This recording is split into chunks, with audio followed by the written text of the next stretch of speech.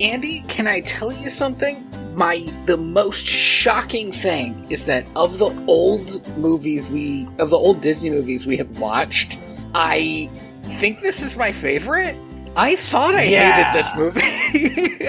I definitely think of the films that Walt Disney himself has touched that have his stink all over it.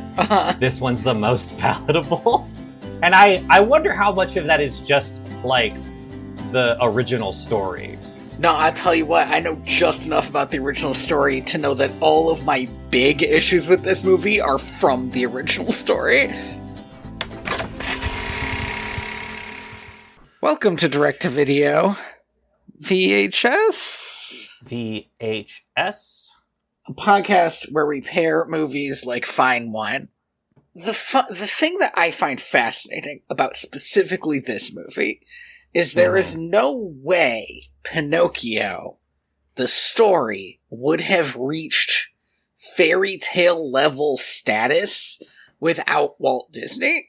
It's like a 20th century story. It's maybe the newest fairy tale. It's definitely one of those things where it's like the original book, I think, is like from the 1880s, which is like living memory for some people when this movie came out. Mm-hmm.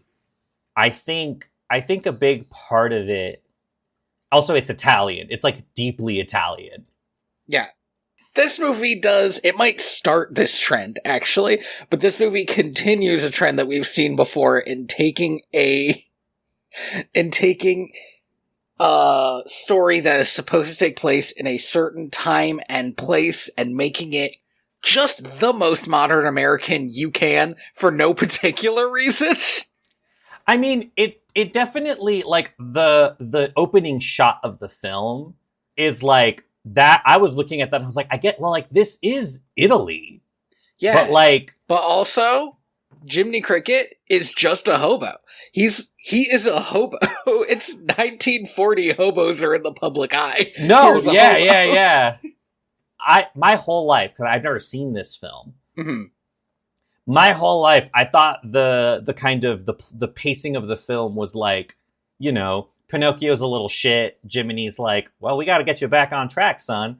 And instead, it's just Jiminy Cricket being absolutely the worst at his job. That's the funny thing. Jiminy Cricket is terrible at his job. I have one big issue with this movie. It is that the original book is a morality tale. And Pinocchio is a little asshole. But the Disney's version of Pinocchio is not a little asshole. He just doesn't know anything. Yeah, he is just a baby. But then, just occasionally, this movie will act like this is a moral failing of his. It'll be like, no one told him he was kidnapped. He was puppet napped. But yes, and Jimmy's everything, bad at right? his job. This fucking fairy is a giant bitch. I gotta say, the blue fairy acts like they were just like, well, how do I say this? She acts like she knew this was gonna happen the whole time. But it also feels like she's making it up as she goes along. 110%. She's like the only character in the movie who I'm like, this character sucks, and for no reason. It's like every other character I get, even maybe especially the evil ones, but like this character, like what the fuck is her deal? I don't think the end of this movie, when Pinocchio was cold dead, she would have saved him if he hadn't, quote, proven himself true.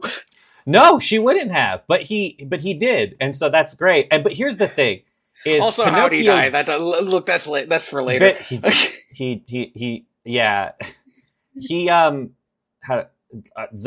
think the frustrating thing for me is that like you take Jiminy Cricket out of this movie and nothing changes. Oh, I disagree, because you don't have a horny cricket who's horny for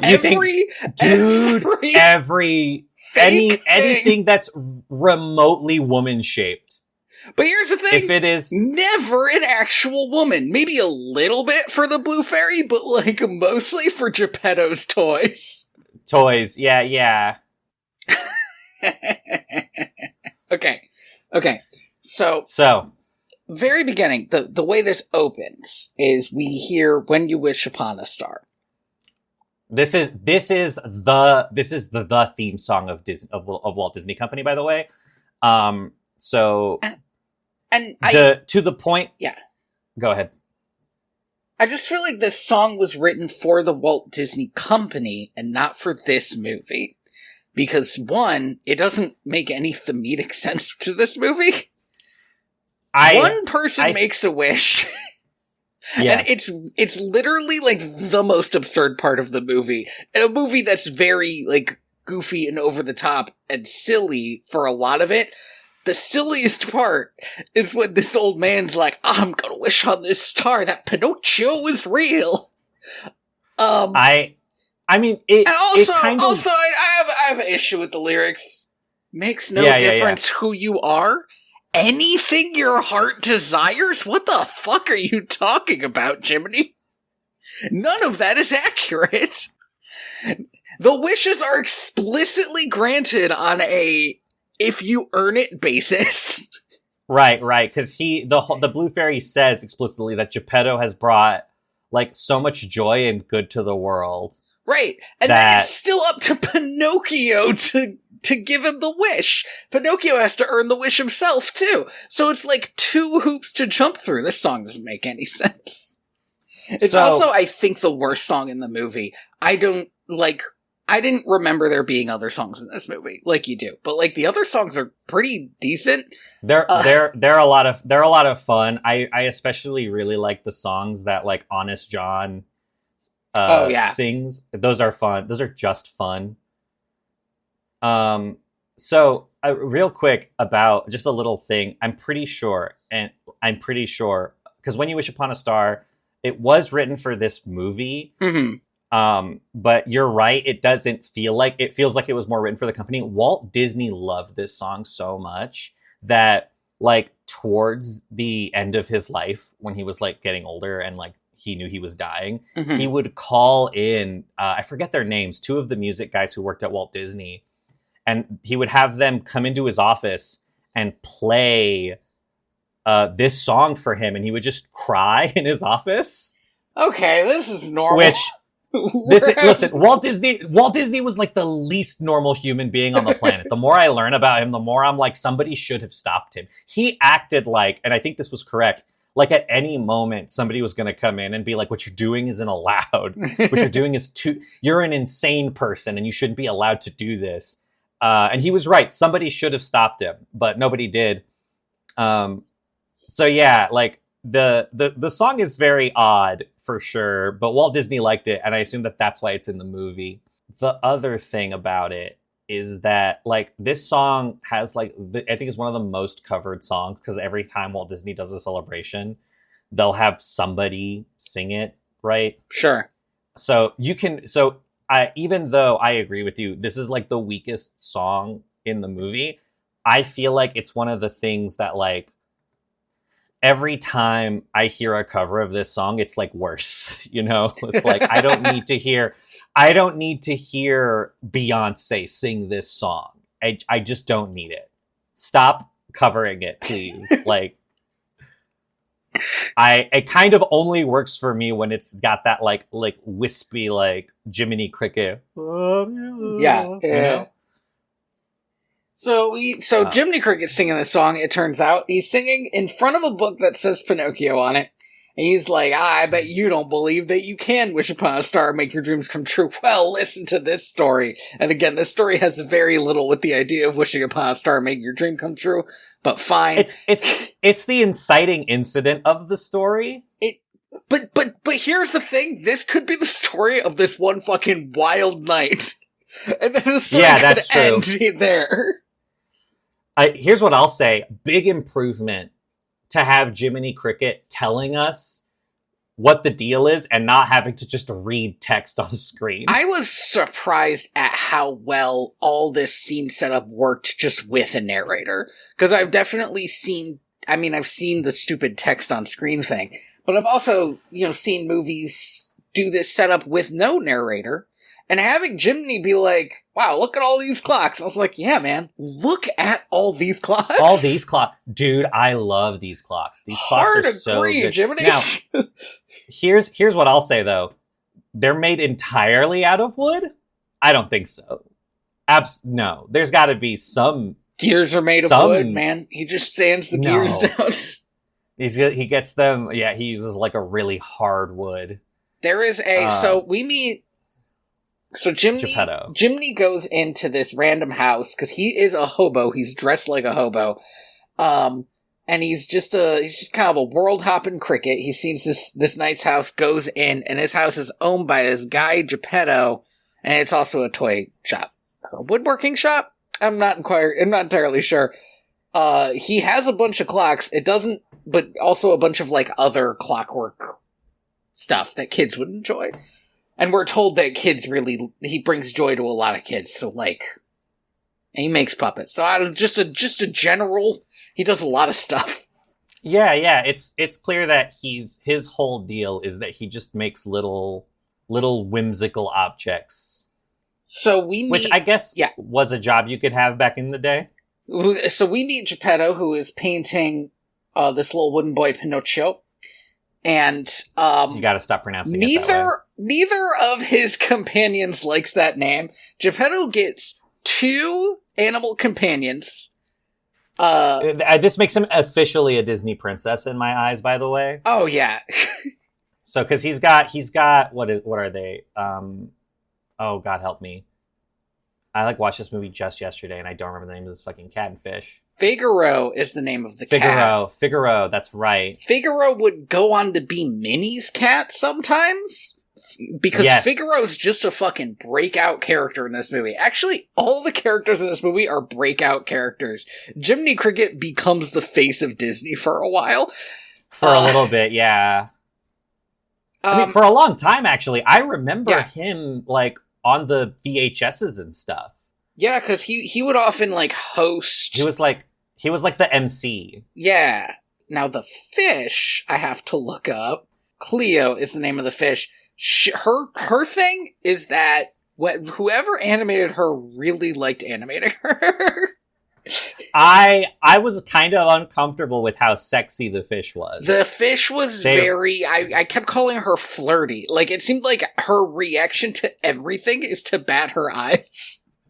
Yeah. It feels like she's Geppetto's wife in a way. And here's the thing, this will be my one knock against Geppetto, a character that I genuinely was shocked by how much I enjoyed. Geppetto is much better at being a father to his cat than to his son.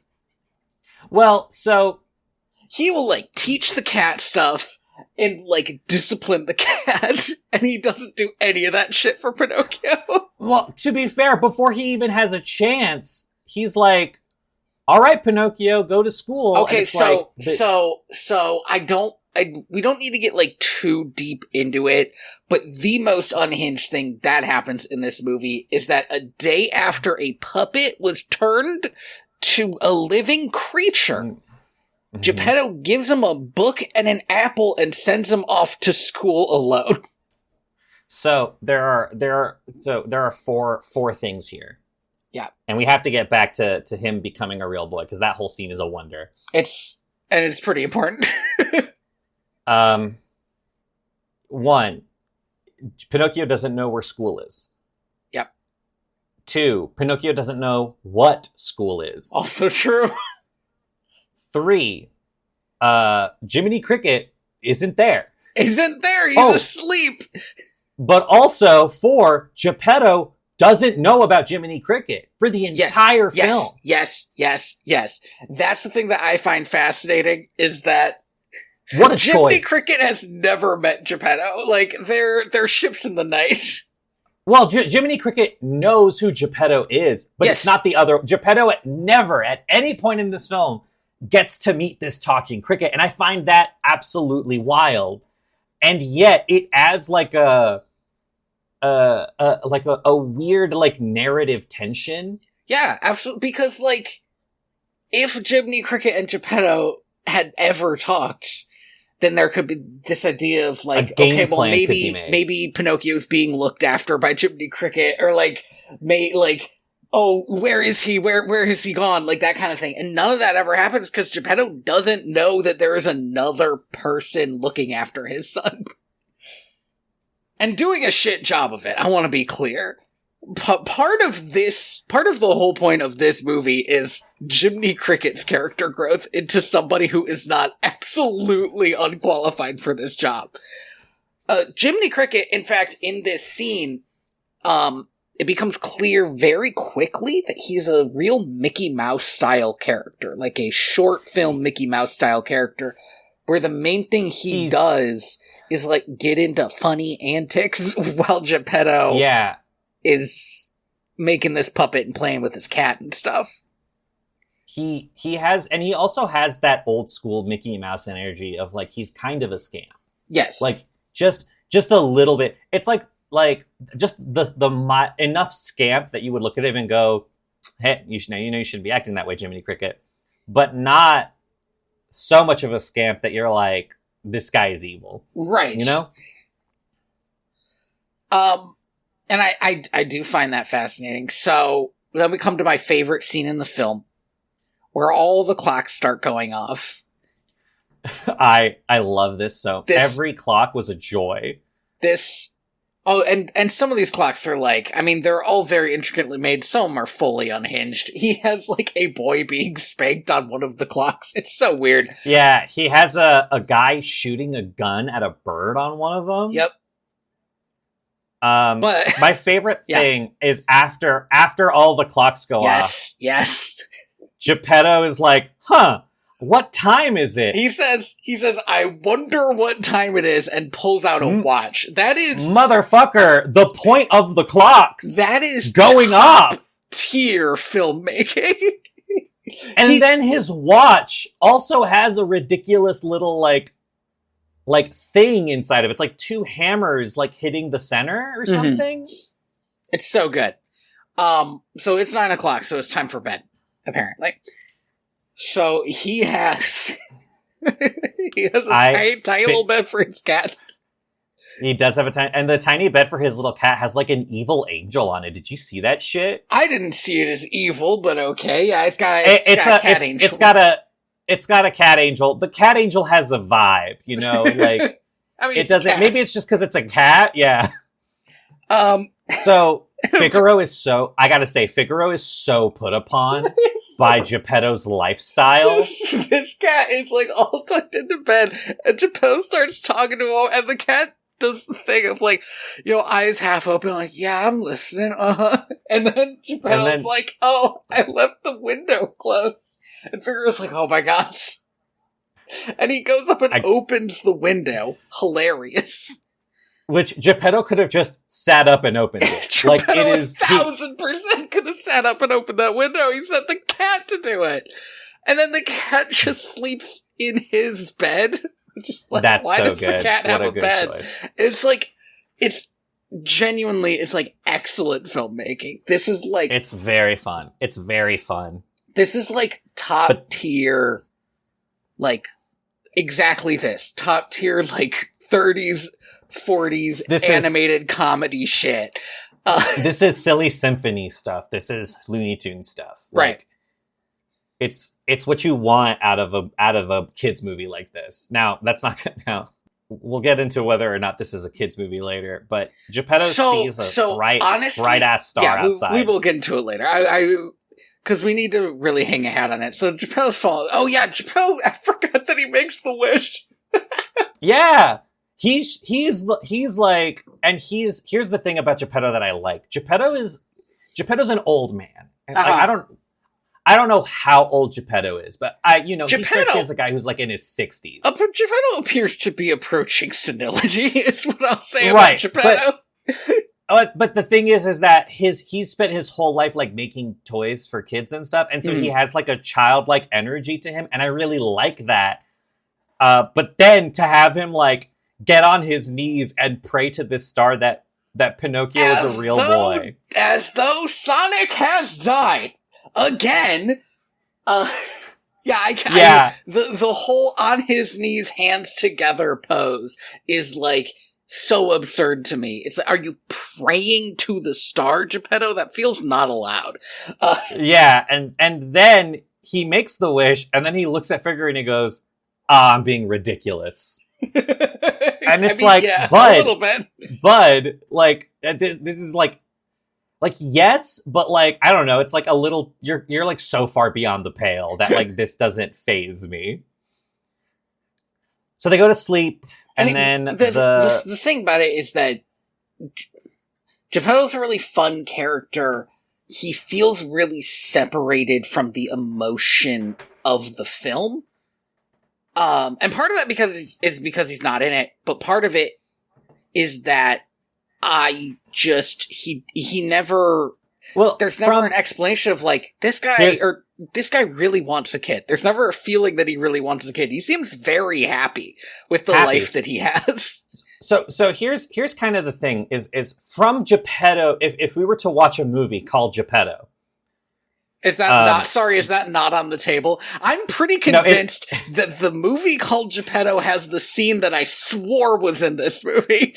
We'll see. But here's the thing: is if we were to watch a movie called Geppetto, where we saw everything that happened in this Pinocchio movie, but from Geppetto's point of view, right? Geppetto, like in the middle of the night, wishes that Pinocchio was a real boy. Pinocchio becomes a real boy. He sends Pinocchio off to school. He sends Pinocchio off to school the next morning. Pinocchio goes missing. He spends like all night looking for him. And then, for some reason, he's like, I have to go to sea. I have to build a boat and go to sea to find Pinocchio. There's only one reason he would have gone to sea, as far as I can tell. And it is the most terrible reason, because it makes the most upsetting scene in the film even more upsetting. Because the only reason I could think that he went to sea is that he learns that kidnapped kids go to Pleasure Island. And so he's like, I have to go to sea to save Pinocchio. Right, and then immediately gets eaten by a whale. And then immediately gets eaten by a whale. And it's like... This is like the course of 2 days, by the way, as far as I can tell. Right, it's not that... Yeah, well, there is a bit of a time skip, I think, in Pleasure Island. Like... It was not clear to me how much time was spent on Pleasure Island. An unknown amount of time was spent on Pleasure Island, but it feels like a while. Like they took a pristine Devil's Carnival and turned it into like the apocalypse from Mad Max. That takes time. I don't know. I don't know how much you're underestimating how the power of rambunctious boys. That's true. They were really fucking. At one point in this film, Pinocchio is just dead ass holding an axe. It gave me the same emotion as seeing the Scarecrow holding a revolver, where I was like, this isn't right. No one talks about this. I love that scene in that movie, by the way, because I've read the Oz books, and the Scarecrow does not have a revolver. So they just added it for the movie Scarecrow with a gun. A gun, yeah. Where did he get it? He just pulled it out. He was packing the whole time. He's got his concealed carry license in Oz. So I do think that Geppetto's whole arc is so wild. And you're right. He's like so removed from what's going on in the film, and yet what he is going through is like the wildest week of his life. Genuinely, yes. This story from Geppetto's point of view is insane. And but the thing is, it still hinges on him making the fully wacky decision to, after a literal miracle happened, just send his wooden boy off to school. Like, right. He has such trust in the public school system. He doesn't register the kid. Like, surely... Oh, you didn't have to back then. You could just send him in. Okay, but surely, you send him in with like a tuppence or something. This is obviously... That's what the apple's this for. This is Italy. It's not a tuppence, but like some kind of money. The apple, it's the bribe. Pay for the school. Apple is not money. Anyway, the point is... No, I get your point. It makes no sense that he does this. But anyway, the Blue Fairy shows up. She gives this whole speech about how Geppetto's like such a rockin' cool dude that he gets to have his wish come true. The Blue Fairy, I have many issues with the Blue Fairy as a character. Right. But she also seems to be animated differently. She almost looks rotoscoped. Right. A technology that didn't exist at the time. But Right. she is the only character in the film who had like a live action reference. Okay. You're right. I mean, you are that correct. might be it. So she was animated the same way that like Snow White was animated, which gives her that kind of like ethereal, like beautiful woman quality that Geppetto and none of the other human characters in this movie have, because they're all animated like they're from a Goofy short. Right. There is a great thing that happens. I chose to interpret it this way. Jiminy Cricket is immediately like really upset about all the noises in the house. Oh, and yeah, he yells quiet and everything stops, and he thinks that it's because he yelled quiet. But I'm pretty sure the fairy stopped time. Yeah. I also think that the fairy was more responsible. I really like that as like a bit of narrative that you would miss when you're a kid. It's just like once you kind of know about film language a little bit, you'd be like, okay, this is how we know that something weird is about to happen. Right.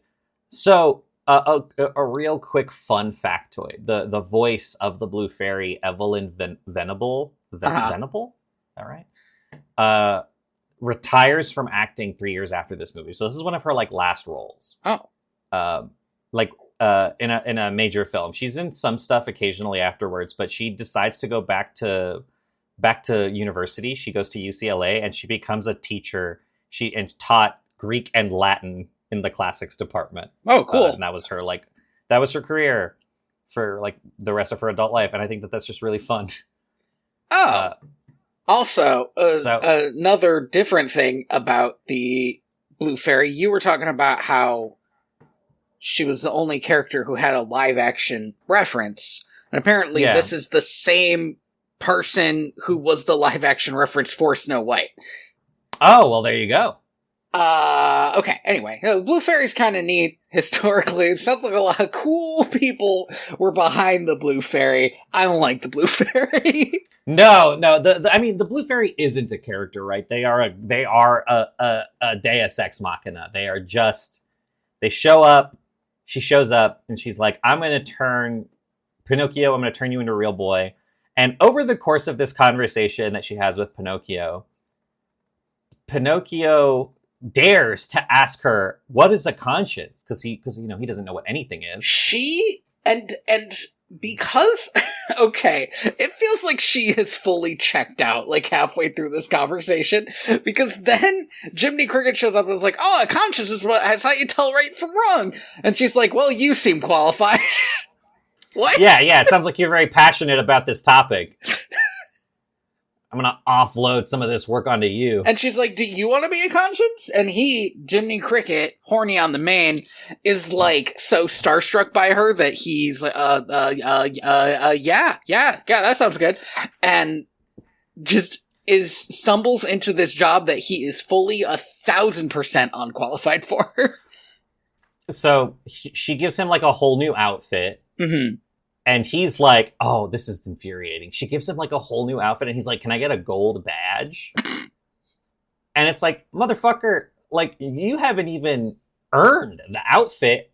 She is very like, she finds this charming, but I would be like, red flag, big red flag on the conscience. Right. So, I have a question, Pinocchio. too. Why is being real dependent on being brave and unselfish? I've met around a lot of real people who are not that brave and not that unselfish. Brave, truthful, and selfless. Well, because if he's going to be a real boy, he has to be the best. Why? She's not out here making subpar real boys. Right? If it doesn't work out, right back to a puppet.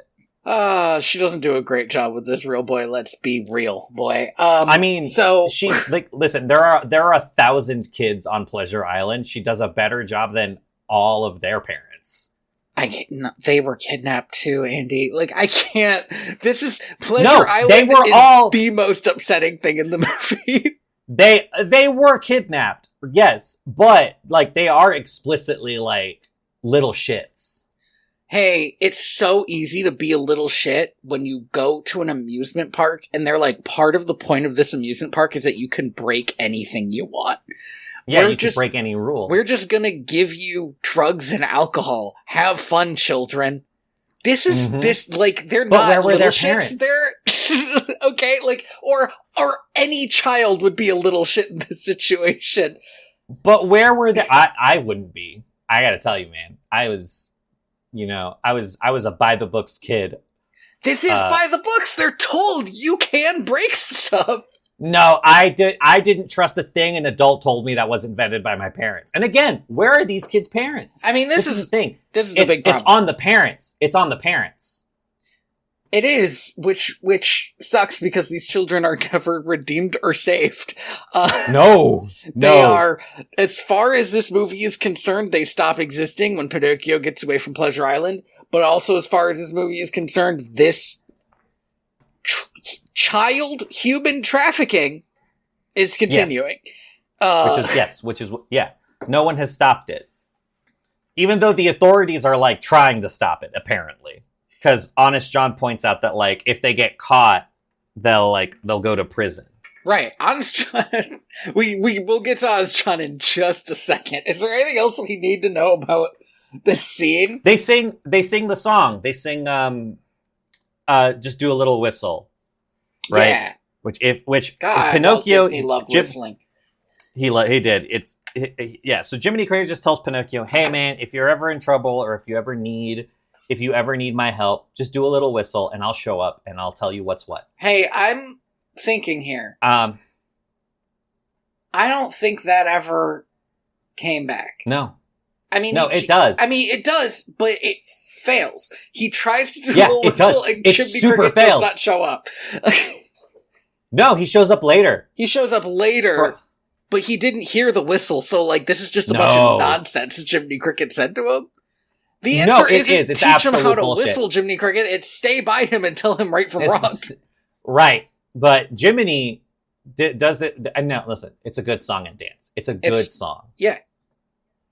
But then, over the course of the song, Pinocchio wakes up Geppetto, and I love Who this. has? Yep. God.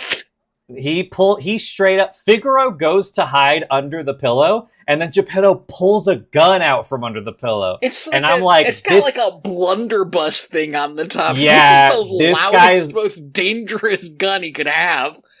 This is the most like senile grandpa behavior. It should not be that near his head. And it's loaded. He put some gunpowder, put the bullet in, get the stick that you're supposed to get. Yeah. He did that to it, and it's ready to go. The thing also, so there's a recurring joke in this movie where Geppetto will react to somebody saying something, usually Pinocchio, and not absorb it. Yeah, for a little bit. So when he wakes up from the loud noise, he goes, "Who's that?" And Pinocchio goes, "It's me." And he goes, "Oh, it's me," and goes back to sleep. And then jumps up and like grabs his gun and all that stuff. But here's the thing: the person who said "it's me" was 1,000% a child. He was goes ready for his gun, and here's the thing: I bet a child would break into here because they're curious, because there's all the cool shit. They can't be doing that. The guy who lives there is old, and he could shoot you with a gun. And he's got a big gun for some reason. Obviously he shoots the gun, it goes off and scares everybody, but then he finds Pinocchio, and he's like, this is the best thing that's ever happened. Mm-hmm. He starts playing all the clocks and all his little musical gadgets, starts dancing around. He introduces Pinocchio to Figaro and Cleo. And Pinocchio sets his finger on fire because he's playing with the candle. Yes. This is when he should have realized that this kid cannot go to school tomorrow. He needs to learn basics before he goes into school. Yeah, but so he puts out the fire and he's like, you know what? We'll just have to deal with this in the morning. Yeah, time for bed, It's I bedtime. think. It's been again a crazy day for him. So they all go to sleep. All three of them in Geppetto's tiny little bed. Uh-huh. Which again, there is another bed. Like, well, Geppetto doesn't play favorites with his two sons, Andy. That's true. That's true. So yeah, then we just cut to the next scene where we talked about it already. Pinocchio is given an apple and a book and sent off to school without any directions. He's just told to, like, follow the other boys. Yeah. Even though he's pretty late to the... Seems like it. Like he's running pretty late. Although not as late as fucking Jiminy Cricket, tell you what. Not as late as Jiminy Cricket, who I guess kept staying up all night. I don't know. Then we see Honest John. Honest John, with no explanation, is just a fox. Right. And I get it thematically why he's a fox. But what I don't get is in universe why he's a fox. Right. So this is from the original story. Yeah. And I don't know. He just did that. So here's the thing about the original Honest John, the original story too. In the original, the point is that Honest John does tempt Pinocchio. Is like, instead of being good boy and going to school, you should come with me and join the circus. Or I think it's circus, sideshow act, whatever. Right. But in this version, Pinocchio's just straight up dumb. He is told, oh, instead of doing that, you should be an actor. You can make a lot of money right now. You can make your dad proud. Stuff like this. And he's like, okay, yes, that sounds good to me. And when Jiminy Cricket does catch up with him, fucking finally, so late, he fails to explain to him why he should be going to school. Instead, he's just like, this guy's temptation. And Pinocchio's like, no, that's Honest John. Yeah. And there's a great moment where Jiminy Cricket thinks he has convinced Pinocchio to go to school.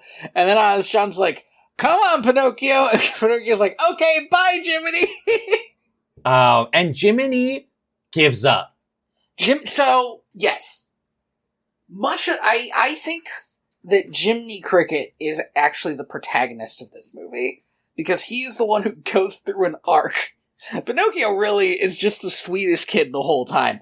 Jiminy Cricket is the one who's, like, so ready to just drop this all the time. Be like, I hope I'll go on to the next town or whatever. He gives up, but he does follow him. He does follow up on this. Yeah, because I don't know what he does for the rest of his day, but, like, Pinocchio gets given to a racist caricature. Not as racist as it could have been. Frankly, if one line were changed in this movie, I'm not sure you would read this guy explicitly as a racist caricature, because he is supposed to be Romani, but he's also the only person in this film who's Italian. And yeah, well, that's the thing is I don't think he is. It makes it very Romani. Confused. I think what it is that, so he is I think he is just an Italian, but I think the idea is that he is like, he's in the business of like, he's traveling around in like he's got like a puppet caravan. He's a traveler. So so I think they're calling that a racial slur to describe his mode of work in life. Right. But I also think that just the way that they like made him look and animated him is definitely one of the things that is like, oh, like you're trying to say something about this guy, like you're using certain visual signifiers to let me know that this guy is a bad guy. Yes. That are all like very much layered in the language of like racial stereotypes. So it's a weird character for sure. It's just that it's as bad as the movie gets. Like, which is, I mean, honestly, maybe even a little bit impressive, because frankly, we've seen a lot of Disney movies. Like, we've seen Peter Pan. Yeah, like Peter Pan. We've seen movies that think that they are being a lot better than this movie in their racial politics and are fucking it up way harder. No, absolutely. I don't want to give this movie like a passing grade just because it's better than other Walt Disney movies, but I do think it's not. Fair. But I agree with you that it doesn't do what Aristocats did. Right, that's what I'm saying. But I do think that it is like, it's the worst that the movie is, and it's definitely not like, I don't know, it didn't put me on edge in the same way that like, it didn't put me on edge in the same way that Peter Pan did, right? But it just kind of it gave me the ick a little bit, but the rest of the movie isn't like that, so it is very odd in that way. And like, there is another character who reads as Irish, and he's always drinking. But frankly, I just think that was like a choice made that was not meant to be necessarily negative, because all these kids get turned into donkeys, and it's not because this kid is Irish. No. I did not. They all read as British to me. But maybe that's just because they all dress like they're from fucking Charles Dickens novel. Yeah. It's just something Jamie pointed out, and I was like, yeah, you're kind of right. Lampwick, I think he wears green, is the thing. Oh, yeah. And he's got the buck teeth as well, which I don't think are, like, an Irish thing. I think they're just supposed to allude to his donkeyness. Right. But yeah, so... Anyway, sorry, he continue. Gets given to Stromboli, I think. Stromboli, yeah. Stromboli's the name of he's a puppeteer. He has this, like, traveling puppet act. And so we don't see... I'm sad that we don't get to see the conversation that happens between Honest John and Stromboli and how they planned this out. It is funny. Honestly, Andy, at this point, I would have sworn on a stack of Bibles that Honest John was not in this movie anymore. Yeah. I agree. I was not expecting a reprise of the character. Quick aside, Gideon the cat, who is Honest John's like silent partner. Yeah. His I don't know, Barney to his Fred, I guess. Uh-huh. Doesn't talk, but all of his like hiccups and stuff are Mel Blanc, who would go on to be Bugs Bunny, All right. Sylvester Tweety, like big. This guy, so this is one of Mel Blanc. Mel Blanc was hired to do like a full voiceover role, but then they were like, let's just make him mute. So he just did a bunch of like hiccups and stuff. That's kind of ridiculous. It's just. One of the most iconic voice actors in history. Yeah, just do some hiccups for us. Whatever, just do some hiccups for us. Get fucked. So he does this whole performance. I've Got No Strings, which if there is a second contender for the biggest song in this movie, it's this one. It's this song. Pinocchio's part of this song is a lot shorter than I remembered it being. He has like one line, and then it's all a bunch of weird, flirty puppets. And I gotta tell you, man, these puppets are doing it for Jiminy Cricket. They are doing it for Jiminy Cricket. Jiminy Cricket's gonna leave. He's like, well, I guess Pinocchio's doing all right for himself. And then the hot puppets show up, and he's like, well, I guess I can stay a little. Yeah. Thank goodness these puppets are so hot, or else... If these puppets, I mean, I don't think the hotness of the puppets did anything right? Because he does end up leaving. Straight up is like, well, time for me to go. Yeah, he's like, well, I guess Pinocchio did it without me. He does say a great line. What does an actor need with a conscience anyway? yeah, that's good. Pinocchio ends up having a conversation with Stromboli where he's like, well, thanks, I'll show up for work again tomorrow, but I gotta go back to my dad. And Stromboli's like, I don't think you understand what's happening here. Yes. Stromboli, there is a great interaction that I think in a better movie would have worked really well, where Stromboli is often swearing in Italian. And because Pinocchio is so naive and innocent, whenever that's happening, he just kind of sits there with a smile on his face because he doesn't know he's swearing. He doesn't know what's happening. And then he will shift into like, oh, Pinocchio, my boy. And it's like, oh no, this guy's dangerous. This guy's no good. And yeah, he says something along the lines of like, you don't understand, you're an object to me. Yeah, he takes him and puts him in a bird cage. Yeah. And tells him that he will keep performing until he's too old and then he will be chopped into firewood. And then he throws a firewood axe into an already, like, chopped up puppet. Yeah. Yeah. Which is, one, gruesome. That's crazy. And two, you take bad care of your puppets, man. Those can definitely be refurbished. Yeah, right? Absolutely. I saw Toy Story 2, okay? Toys can be fixed up. You gotta get the creepy old man. Gotta get the creepy old man with all the like glasses that go smaller and smaller and smaller. And he plays chess in that one short. Yeah, against himself, and he wins. Good on him. And he also loses. Oh no.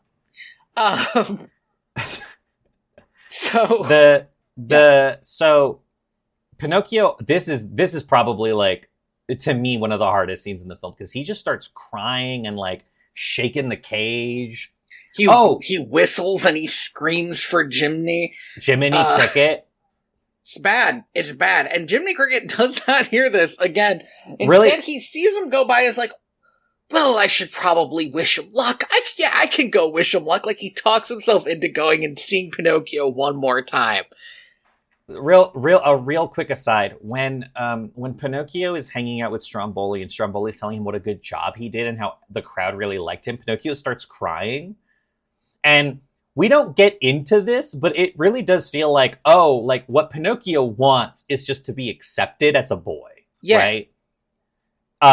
Or at the very least just to be like accepted. And so it really like gets to me that to have that like those tears of like joy so quickly become tears of like fear and betrayal, and it's like, oh man, this sucks. And then we cut to Jiminy Cricket and he's like, well, I guess I should maybe tell him that he good luck and have fun. Yeah. And it's like, you motherfucker, you left him. Here's the thing. You abandoned my boy. Here's the thing that fucks me up about this scene too, is Jiminy Cricket understands the stakes theoretically. Even if he's doing great, he has to know that Pinocchio has not seen Geppetto today. Like, he has to know that even if this is all above board, he's still about to leave town before seeing his father again. Yeah. And he feels in that way, there's no way it's above board. But like, he doesn't take that into consideration at all. Now you could say like, okay, the man's a cricket, but it just feels like he's really unqualified as a conscience. The only time he realizes he should be helping Pinocchio, he never, I think, gives Pinocchio any conscience advice that helps. The thing that he does that is helpful is, like, be on Pinocchio's side when shit is getting bad. Right. Like, I'll say this for Jiminy Cricket is that, you know, when he decides to help, he's ride or die. It's just he's a bit flaky when it comes to making that choice. He doesn't seem to understand that no matter if this kid is making perfect decisions all the time, he needs somebody with him. He's a child.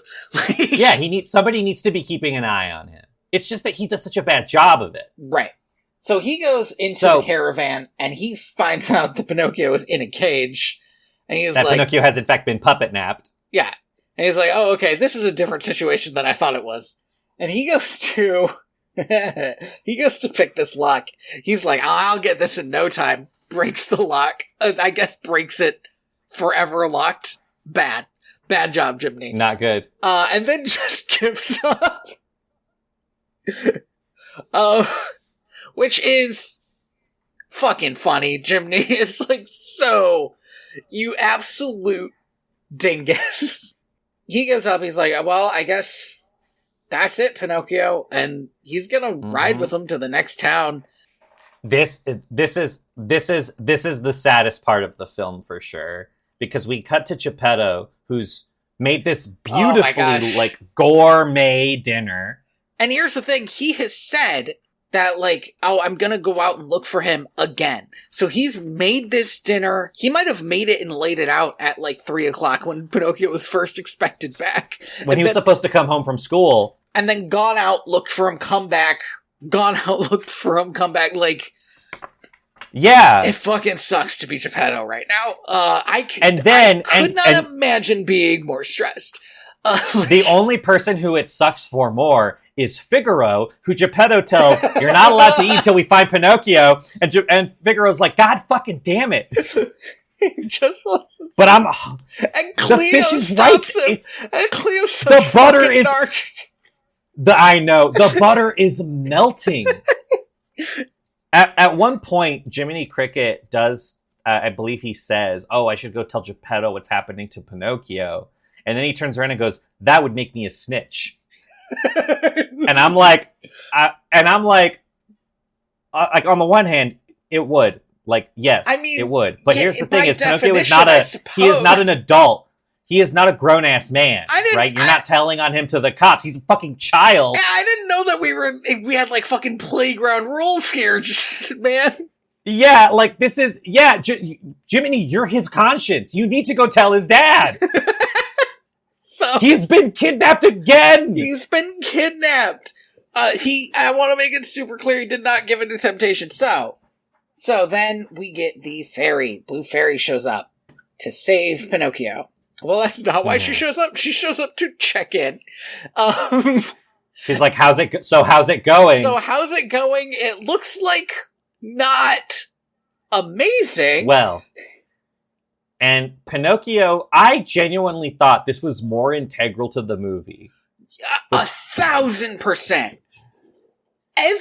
Every part of this scene has lived on in the cultural zeitgeist much, much more than this scene implies that it would.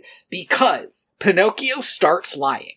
Why is he lying? No reason. He's just like panicked that he's gonna be in trouble. And so he like tells her a bunch of bullshit. Even though the real thing that happened was that he was tricked and kidnapped by grown adults. Which is not his fault. So he starts lying and his nose grows, gets tree branches, gets eggs, gets full ass birds because he keeps on doubling down on this lie. Which is all great.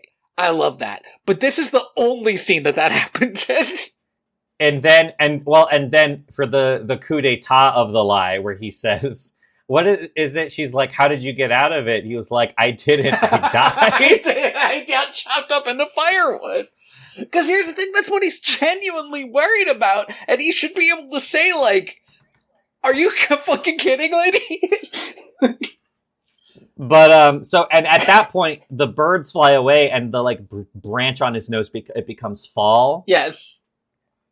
And so the Blue Fairy's like, now listen, Pinocchio, you can't be lying like this. She says, because a lie is as plain as the nose on your face. I think it's like, if you commit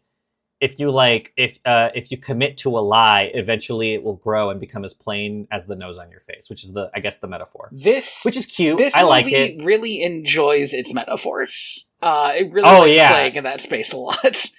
I mean, the other one that they just love is that little boys will eventually make an ass of themselves. They love that metaphor. I feel like they say it like 4 times. Dude, the number of times Jiminy Cricket says jackass in this movie, like, is amazing. It's children's movie for kids.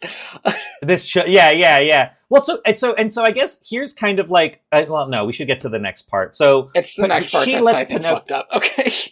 Yeah, she lets Pinocchio and Jiminy Cricket escape. She's like, no, this is the last time I'm going to be able to use my powers to help you, because like there are limits, and it's like, I guess there are, sure, lady. Like, I don't believe you. She is moving the fucking goalposts. Right. Well, I mean, to be fair, like the fact that she checked in at all It's just so, it's just there's no law. There's no rules to what is happening. Okay, she's a wish-granting fairy. Grant some fucking wishes. This is, I think, fundamentally the core of the problem with this movie is the fairy. Is that, like, she makes the movie, the stakes, like, really questionable and weird. And it doesn't ruin it. I think it's, like, a solid movie. But every time the fairy shows up, I'm like, what are you even fucking doing here? Like, you don't make sense. You don't even fit into this world. You look different from everyone else. I don't know, the fairy throws me. And then we see Honest John again. Again, stack of Bibles would have sworn he wasn't in this movie. When not only do we see him again, we see him in like a shady little bar, talking to the most evil-looking man. Yep. It's funny, this guy looks much more evil than Stromboli. Because he is! The racial caricature stuff. Yeah. Well, it's because he looks like a British businessman, which is like the most evil thing a person could be. And yes, he is much more evil than Stromboli. Holy fucking shit. So, Honest John is sitting there bragging about how good he is at tricking kids. John, he's like, I'm so good at tricking kids. Here's the thing about Honest John, too. Okay? Is that Honest John seems like about 20% an okay dude. And what I mean is, like, Honest John is not nearly as evil as this guy, or probably even Stromboli. He's just like, made a quick buck, I'm pretty happy about it. And none of this would have happened. He's talking to this guy who's essentially like if you walked up to a mob boss and was like, I'm also pretty good at mob shit. Like, dude, just don't drink somewhere else. Are you? That's great, because you're part of my mob now. Yeah, and that's what he does immediately. He literally becomes the devil. Like for a frame, he becomes like the biblical devil. And he's like, you're going to kidnap kids for me now. That's your job. And Honest John and Gideon are like, oh, fuck, we really stepped in it this time. When Honest John is afraid of the police, I'm not even sure he's afraid of the police as much as he just, like, would really like an excuse to not work with this man. Not do this. Yeah, he's like, I would rather do anything else. I would rather go to prison. Yeah, and this guy's like, oh, the police aren't going to be a problem. Yeah, don't you worry. And he's like, you're not backing out, are you? And he's like, oh, no, absolutely not. I wouldn't do that. Like, Honest John is scared shitless of this guy. Reasonably. And the guy's like, don't worry, you're going to make so much money out of it. Let that ease your conscience. Yeah, it sucks. And Honest John is not, and this is the thing that I find fascinating about this character. He's not like, okay, I do love money. He's like,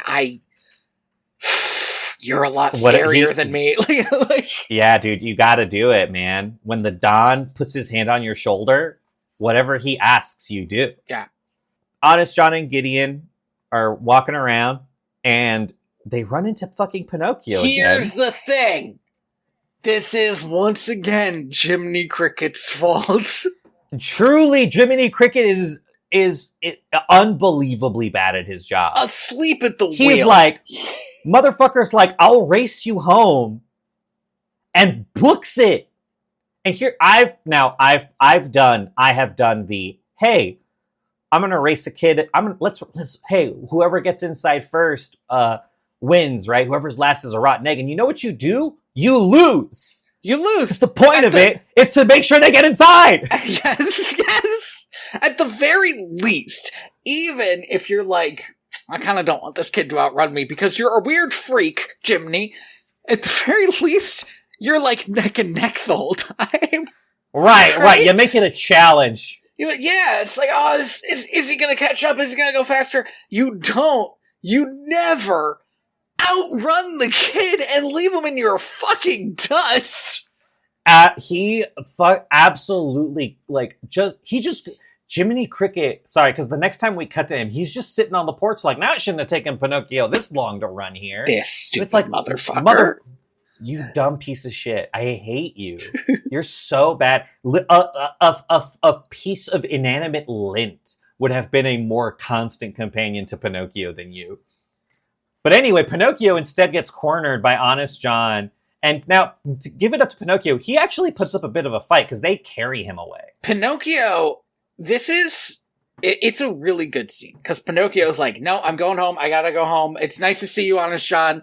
But I gotta go. Stromboli sucked, by the way. So Stromboli just sucked, so you're by aware. the way. And he's Honest John was like, Honest John hooks him, and he convinces him that he's a doctor and that Pinocchio is sick and needs to go on vacation. Even then, Pinocchio's like, I have to go home. My favorite part of this is it's like, this is such a classic bit, right? Is you go to a con artist doctor, and by the time the doctor's done, like, doing all the bullshit con artist stuff he does to you, you genuinely do look miserable. Yeah. And he's like, I guess I do feel like shit. You're right, I do kind of feel like shit. It's like, and he's like, well, there's only one thing left for you to do then. You gotta go to Pleasure Island. Here, have my ticket. And he gives him like an ace of spades or something. I love that. He just has that on him, probably from poker night. And Pinocchio, sweet naive Pinocchio, has never seen a card or a ticket. And she's like, he doesn't know. Thanks, I have to go home. And he's like, no, doctor's orders, you're going to Pleasure Island. So eventually he does get him on the wagon. Onto this, a caravan of just absolutely screaming children. Rowdy boys. Initially, when I saw the caravan, I was like, oh fuck, these kids are getting kidnapped. But then why did you have a second thought after that? Well, but because the second thought was, oh no, they're not screaming for help. They're just having a good time. I mean, yes, but they are getting kidnapped. This is what kidnapping is. They are getting kidnapped, absolutely. And one of them is getting puppet napped again. Not a real boy. I at first I was like, oh fuck, man, these kids are in distress. And then I was like, no, I think they're having fun. They're just like fucking kicking it. They're going crazy. You ever had a van full of children? No way, man. They start screaming and kicking and running around. It's terrible. It's basically like a field trip school bus, you know? Everybody's really pumped. And they're gonna go to Pleasure Island. Pinocchio meets this kid, Flitwick. Here's the thing that sucks about Flitwick. To me, Flitwick seems like a pretty cool kid. Just the fact that he takes Pinocchio under his wing. Pinocchio, I guess it's not super easy for this kid to pick up that he's made of wood because he never mentions it. But, like, Pinocchio clearly a younger kid. And then Pinocchio's like, I got this older kid looking after me. Great. And they go off together on Pleasure Island, which, is like a giant carnival where you can break stuff.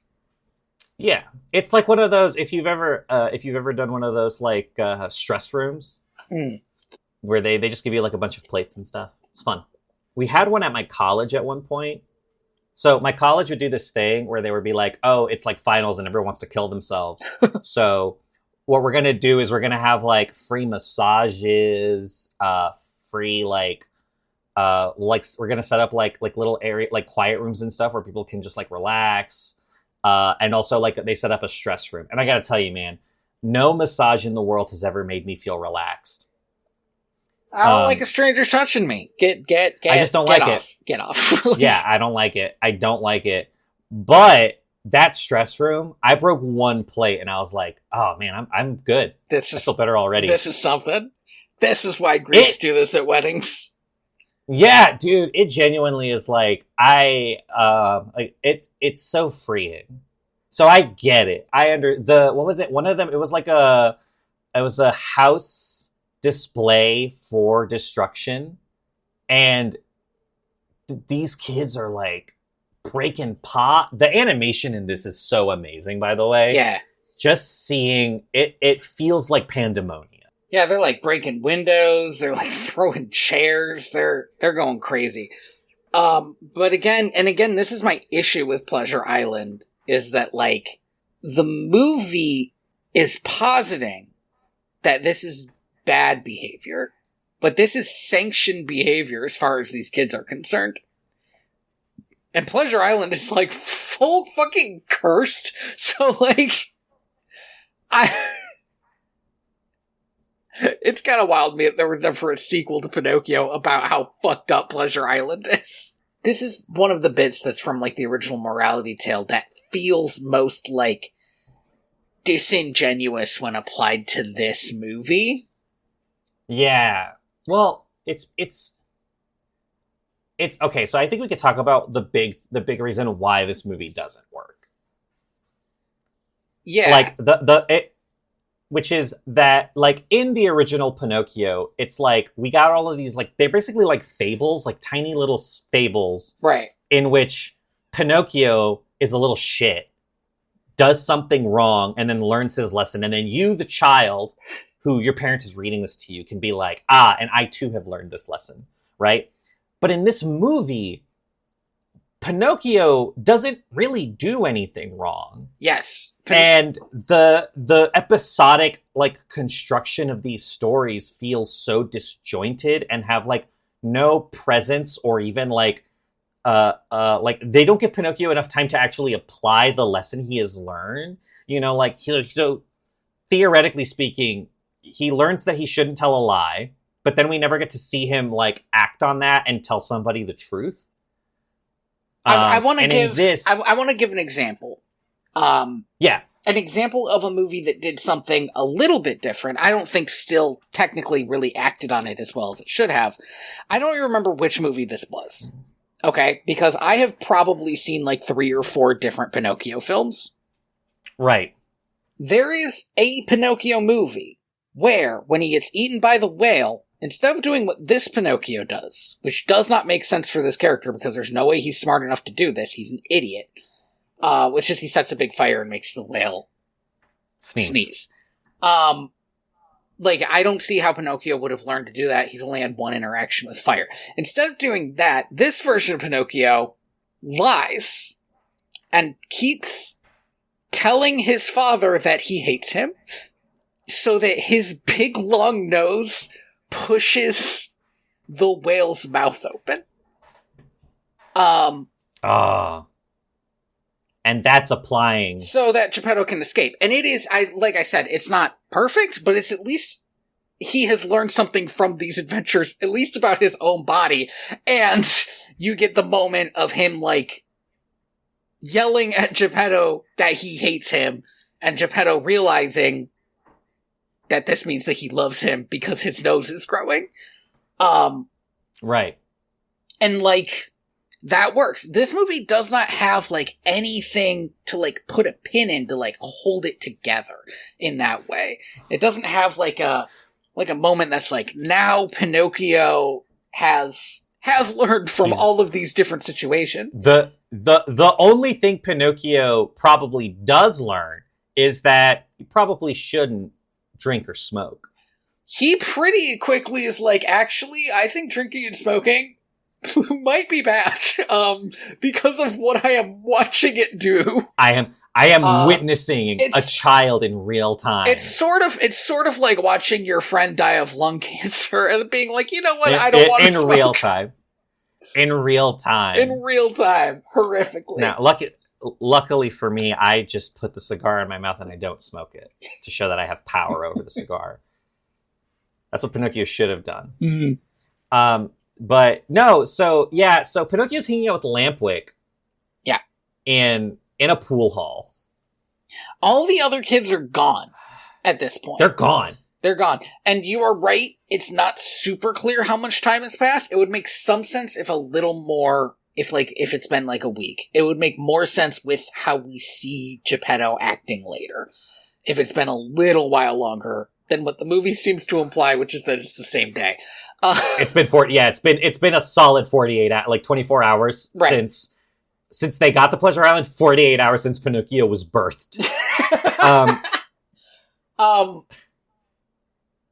And Pinocchio's like, should we go looking for the kids? And Lampwick's like, who gives a shit, man? Like, we're just having a good time. Yeah, he's like, they're around somewhere. Like, whatever. They're not, by the way, because we already have seen what happened to the kids. I feel like they show that before they show the Lampwick thing. Oh no, excuse me, I'm wrong. Because now Jiminy Cricket shows up. Yeah, finally. Goddamn. And Jiminy Cricket is, again, really bad at explaining why Pinocchio shouldn't be here. And essentially just gets into a fight with a preteen and loses and fucking leaves. And he's like, well, if he won't listen to me, I'm leaving. Like, cool, that's not what a conscience does either, asshole. Dude, you're so bad. You're so bad at you can't just quit the moment you give a little bit of consternation from a child who was born 48 hours ago. He storms off at the fucking slightest problem. It's so obnoxious, you can't do this. So, but when he storms off, he sees that... So, this, to me, this is the scene where this movie becomes unhinged. A horror film. Like, yeah, so upsetting on such a visceral level that I could not show this to a child. In good conscience. I remember hating this movie as a kid, and it was probably because of this scene. Well, it's either this scene or the one that follows it, right? So in this scene, we see a bunch of donkeys that are all like getting loaded up into this boat. They're all labeled differently. Like one of them is labeled like to salt mines, to carnival, to farm. Yeah. I feel really bad for the salt mine children. Obviously, all of it is bad, but some of these literal children are going to salt mines. They're not gonna last a year for sure. Yeah. And Jiminy's like, where the fuck did all these donkeys come from? And then we see like all of the donkeys that are being processed. Yeah. They're like are taking wearing the clothes off clothes. Of them. Because they're donkeys and some of them can still talk. And the ones that can still talk are begging for their mothers. And this fucking asshole is just like, you're not children anymore, you're donkeys, and like throws them back, but they don't get sent off until they can't talk anymore. Like this this is true. This is horrific. This is awful. Yeah, he doesn't have a name, but he's just the coachman. But he's also literally the devil. Yeah, he is straight up evil. And Jiminy Cricket sees this and he's like, oh fuck, I gotta go stop Pinocchio. And it's like, yeah, dude, the stakes shouldn't have had to be this high. but it's not too late for Pinocchio, but it is too late for Jiminy Cricket to tell him what's going on because Pinocchio sees it. And it's 1,000% too late for Lampwick force him out. And dude, this to me, like there's a seeing the donkey kids. But then like I don't think any werewolf movie I've ever seen, and I've seen a lot, has ever captured the like visceral, disgusting, like violence that is becoming an animal when you're a human being than when we watch Lampwick turn into a donkey. It is so horrific. Slow. It's so upsetting. It does not happen quick enough. Yeah. And he, at one point, he's like grabbing Pinocchio by the lapels, like, you've got to help me. And then they turn into hooves. Yeah. It's wild. And like, if the prior scene as a child didn't shake you, this one would. It's so upsetting. They try to do comedy bits during it. Like, the scene where Pinocchio is drinking his beer and Lampwick is turning into a donkey, he first sets aside his beer. Like, whoa, no way. Apparently that turns you into a donkey. And then he takes a cigar, and Lampwick is smoking a cigar, and he also gets, like, giant donkey ears. So he sets aside the cigar like, I guess I'm not having a cigar. Like, this is awful.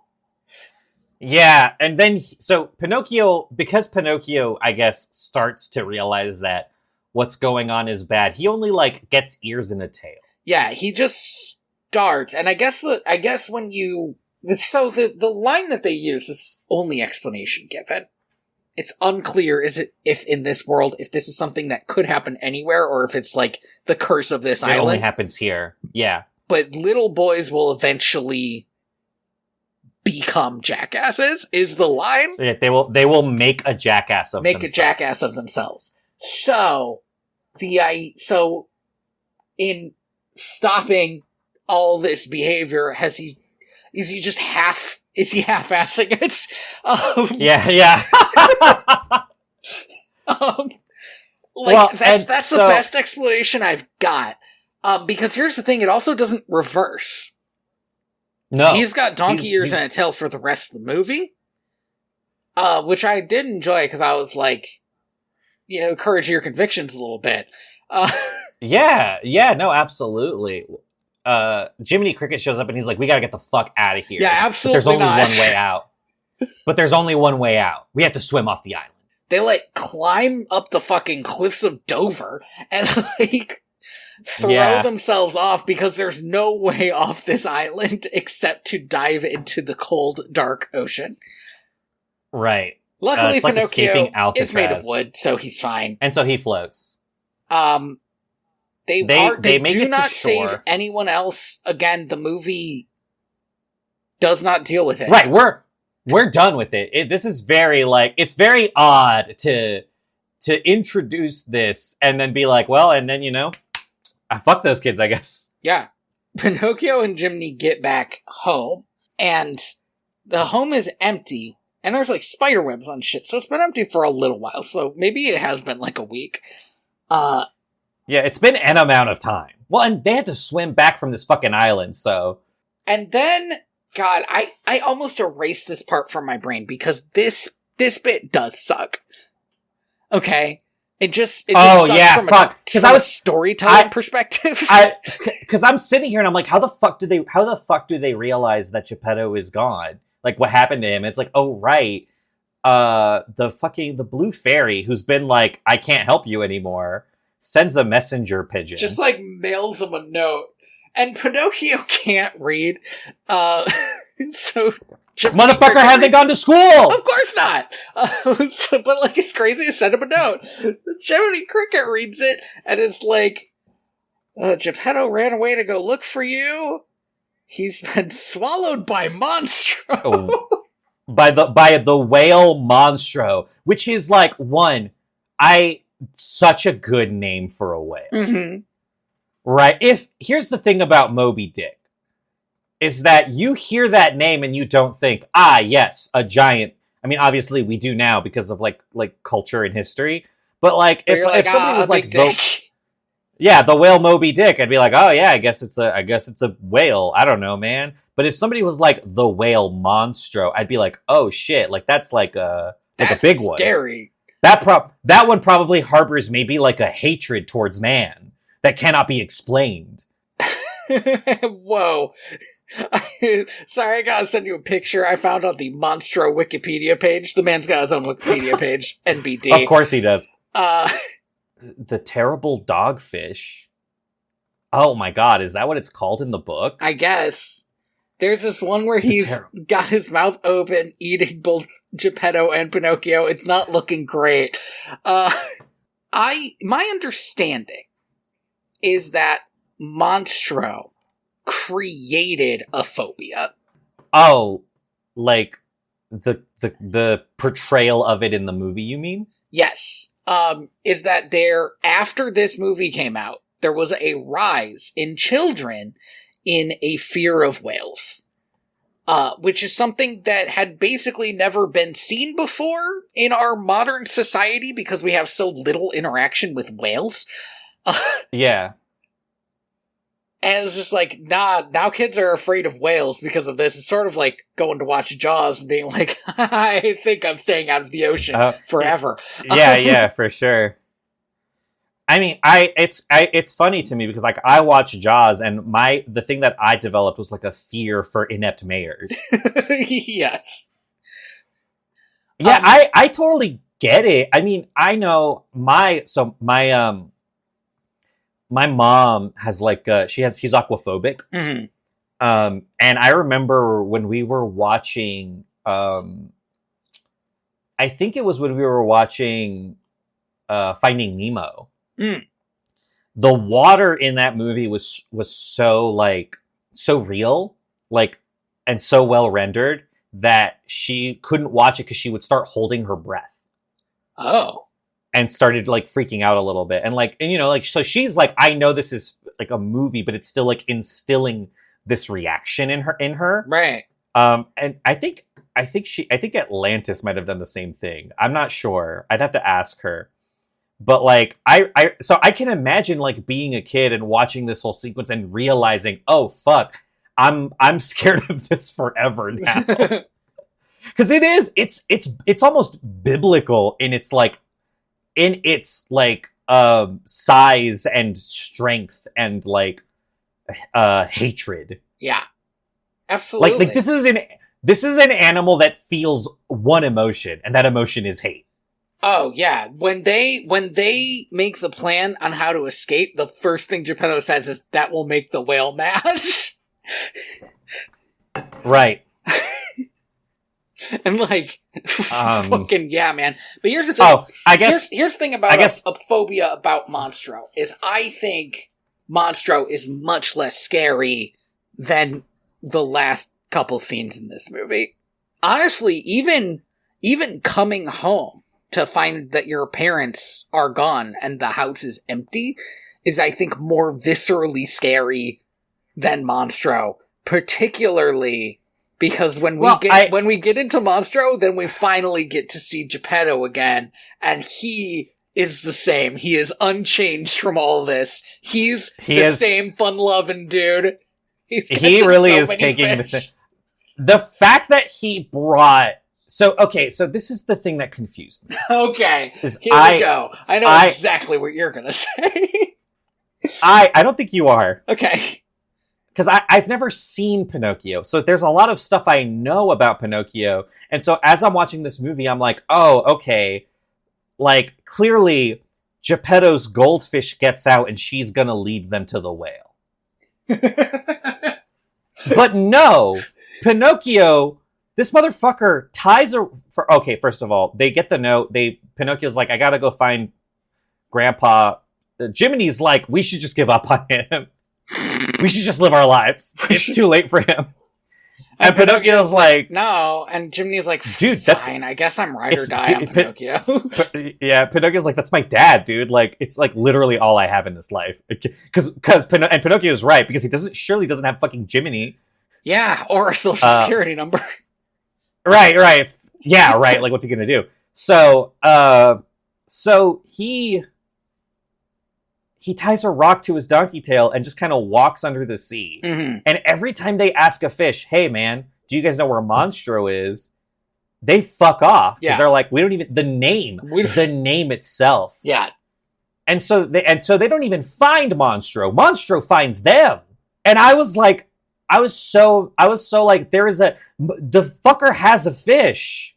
And then we cut to him and she's just... Yeah. She's just in her fishbowl. She's just in her fishbowl? Yeah, no, Andy, I was sure this was gonna be your problem. It's so funny. He's like, and he's starving. Okay? Geppetto and Cleo and Figaro are all just starving. The whale's been asleep for too long. They're out of food. He's like, it won't be much longer. He says, I never thought it would end this way. And yeah, man, I bet you fucking didn't. Dude, I don't think anyone, except for, like, maybe Captain Nemo, imagined it ending this way. And they're a lot. That's the other thing, and this is the thing that really grossed me out. Is like you can see Monstro's like ribs, yep, like and spine in there, and I'm just like, oh. So I get what you're saying with like, oh, like coming home and your dad not being there and your home being abandoned is scarier, but it's not a tangible fear, right? Like that is like if I have come home and had my parents not be there and felt that visceral fear, so I know what that feels like. But as a kid, it's like, I don't even, like, how do you even imagine that? If your parents are, like, a constant, how can you even begin to, like, understand that feeling of, like, of loss? But seeing a giant fucking whale, right? Seeing a kid turn into a donkey, that shit's real. You've seen it happen. It's okay. And it's a tangible fear at that point, right? I think, and you can't talk your way into having somebody else's fear make sense. But I think in this movie, once you get to the monster stuff, the movie is already feeling so much lighter. Like, no, you're right. You're right. It's a breath of fresh air after Pleasure Island for sure. However, I have been on Disney rides that go into Monstro's mouth, and there is something very visceral about, like, I don't want to do this. I don't want to go into its mouth. I don't. Like, there are some people who are like, fuck yes, I love this. Give this to me every day. Mm-hmm. I am not that guy. You're Griffin McElroy's. Yeah. You're a big gulp kind of guys. So the only reason they find Monstro, again, is they don't. Monstro does wake up because a school of tuna is just swims moving by. Foolish. I will say the act foolish. Well, the tuna aren't sentient the way that the other fish are. There. This is I will say the animation of Monstro like waking up and like moving is, again, it's biblical. It's so big. I mean, even just Monstro at the bottom of the ocean, I was like, I'm fairly certain whales don't do that, but it is upsetting to see a whale do that. Have you seen how sperm whales sleep? Because it's worse. All right, I'm looking this up. I do think that sperm whales are viscerally upsetting. I saw a video. It was. Oh, yeah. No, this is great, actually. I saw a video of a sperm whale fighting a giant squid. Did you see this video? It was like the first one we've ever discovered. No, I haven't. Hold on. I'm looking this up. And it is like, it is genuinely like very upsetting. Yeah, they so sperm whales sleep vertically. They point upward. In like a forest of like sleeping giants. Yes, and they also kind of look like they're Blair Witching. They're just like, oh shit. Okay, so this is how they get those pock marks, is they just eat them. Yeah, that was always the understanding, is that but we've never seen it. But we've never seen it before, and we've seen it once now. We managed to get video once, and dude, it's scary, man. I don't like it. Wow, good for them at least. Yep, it is rough stuff. Apparently, I mean, my understanding is that also giant squid eat sperm whales, so it's like a weirdly... Yeah, it's a consensual relationship. It's like a duel nature. Every time. Right, like who's gonna win? I do wonder. The I guess part of it is that like the part of why it's so scary is like whales are so big and squid are so weird. It is like watching two like Lovecraftian beasts duke it out. Yeah, it's like it's like Alien versus Predator, right? Whoever wins, we lose. You really have the implication of like, if I was there, I could do nothing. I could do less than nothing. Well, so I'll say this, right? Is I don't know if you've seen the American Godzilla movies that have come out these past couple of years. I have never seen an American Godzilla. No, I know that King Kong's in them. I know that they got Mechagodzilla and Ghidorah and all the guys. But I think it's mostly, my understanding is it's mostly about Hollow Earth theory. But with Godzilla They do eventually get Journey to the Center of the Earth, I think, in one of the films.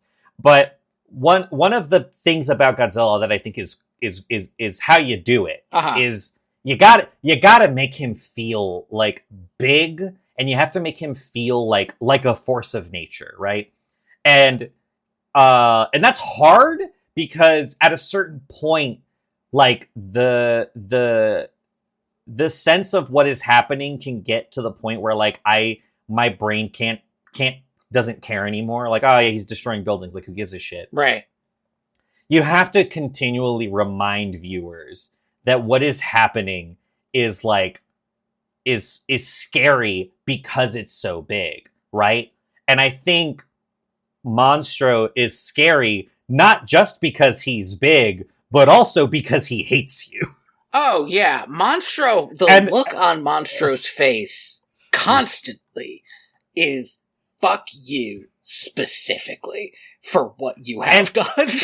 Like, could you imagine? Right, Godzilla shows up. He's attacking shit. Right, he's just having a good time. But then he just looks at you and just runs a finger across his neck, like, shit, man. You specifically are fucked. It's like, God damn it, man. What am I supposed to do? I'm just a guy. And that's Monstro's vibe. Is like he's this big, awful thing that you can't stop. And also, he specifically wants to eat Geppetto again. So here's the thing that I thought of. I don't know if there's something wrong with my brain or if it's just what normal people think of, but I was looking at how Geppetto was living his life. You know? Yeah. Just how things were going. Because Geppetto and Figaro and Cleo are not living their best lives. They're not thriving, but they are fucking surviving on this busted ass ship inside this whale. He is fishing up all the tuna that Monstro's eating, and he's gonna have it for dinner later. And I thought to myself, I think Monstro has been eating a lot of Geppetto shit. Yeah. I was just like, this is some pre-digested food that Monstro's been getting. Monstro might think that this is a symbiotic relationship. He doesn't. Monstro hates Geppetto. No. But he's like, I think he's upset. Every fish that Geppetto eats is a fish that he's like, I'm still fucking hungry. How am I still hungry? How am I still hungry? It's like having cancer to him. Yeah. So, yeah, Pinocchio ends up in the boat. Geppetto's catching all these fucking fish. He does the thing that you said, right? He catches Pinocchio, and Pinocchio's like, Father, I'm here. And he's like, get down, Pinocchio. I'm catching us some fish. Yeah. And this to me is such a slip up on the movie's part. Because he gets Pinocchio, he takes off his hat, he sees that Pinocchio has donkey ears and a tail, and he's like, Pinocchio, what happened to you? And Pinocchio's like, he is on the edge, right? He's like, am I gonna lie? Right. Am I gonna tell the truth? And then Geppetto's like, it doesn't fucking matter. I'm just happy to see you. And it's like, no, Pinocchio needs to tell the truth here. That's fair.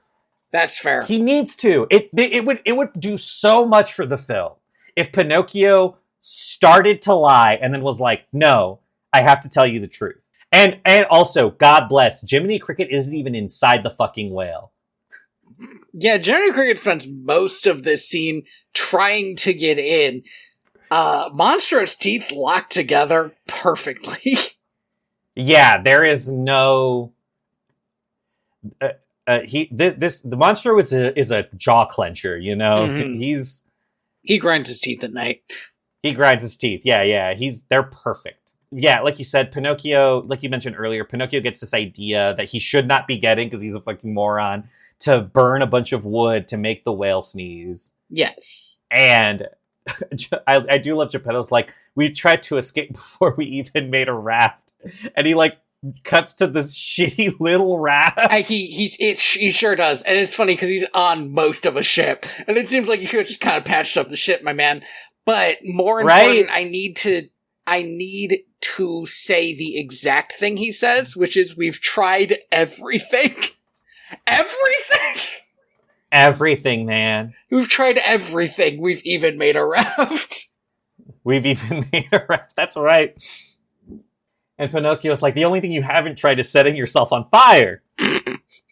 Trust me, I'm a genius. Yeah, it sucks because Pinocchio never had any interaction with fire besides that first time when he didn't even understand what was going on. Yeah, I don't even know how he would like get this idea. I wish he would have like spoken what he was thinking, like more, like, oh, when I was smoking cigars, they always made me sneeze. Right. So if we fill him with smoke, he'll sneeze. And then Geppetto will be like, hold the fuck up. When he was smoking when you were smoking cigars, he didn't even sneeze. He got sick to his stomach. And if he said that, you know, it's just like, it's really annoying because it's like, yeah, he didn't learn anything. He just already needed to know this. Again, it's part of what makes the film not like. Again, this is a really fun movie to watch from like an animation perspective, and also from a fucking buck wild. Again, this is a wild ass flick, but you're never bored during it. I'll say that. Yeah, for sure. Yeah, you're certainly never wanting for action, but it doesn't cohere, and this is another way in which it like isn't coherent. Yeah. So. They do it. Monstro sneezes. They get out, but now Monstro's like, "I'm gonna eat you again because I hate you. I hate that you did this to me." But they manage to escape barely, and they wash up on shore. And Geppetto, and I love this because when they're at some point when they're rowing away on the raft, Monstro destroys the raft, and we like lose sight of Figaro and Cleo at that point. Like, we just kind of forget about them a little bit, but then they wash up on shore and they're fine. There's definitely an implication of, like, don't worry about these two, but it's... Right. There is a while where you're like, where'd the cat go? Yeah, like, I never worried about the fish. It's a fish, it's fine. It's a fish, the fish will be fine. So, Geppetto is fine, the Figaro's fine, the fish is fine, Jiminy is fine. But then he's like looking for Pinocchio, and we get the funniest cut. I think what have to be the funniest 2 seconds of this movie, which is we cut to Pinocchio's lifeless puppet body, and then the camera like does that like horror movie like zoom in on it, and it's like, I'm not gonna lie, he looks fine. So this is the issue. Okay, right. He should have been pulverized. They need Pinocchio to have made a self-sacrifice here, I guess. Right, to prove that he's selfless. To prove that he's selfless and true and yada yada yada. Here's the problem. Pinocchio was underwater for... And he was fine. 20 fucking minutes. he was like...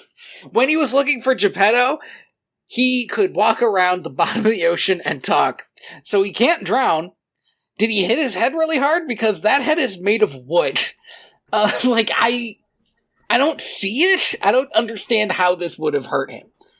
What they should have done is they should have just pulverized his body, right? He should have just been a head. That might have been a bit much. Well, but that's the thing, right? It's like, how do you kill a puppet? You can't drown it. It doesn't die of exhaustion. It has to be destroyed. Yeah. Right? In a way that would make you think not even Geppetto could fix this, right? But you're right. It would have been too much for this children's movie. Maybe they could have done the Buzz Lightyear thing and there's just an arm. Yeah, and so they're like, I guess he's dead. And Geppetto's sad. And we just cut to them being home also, which is like, this could have happened on the beach. Yeah.